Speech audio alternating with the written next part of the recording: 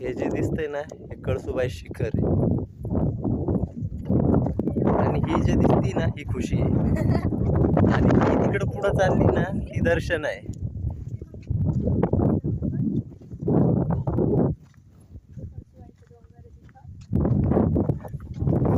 Camera उलटा करतो.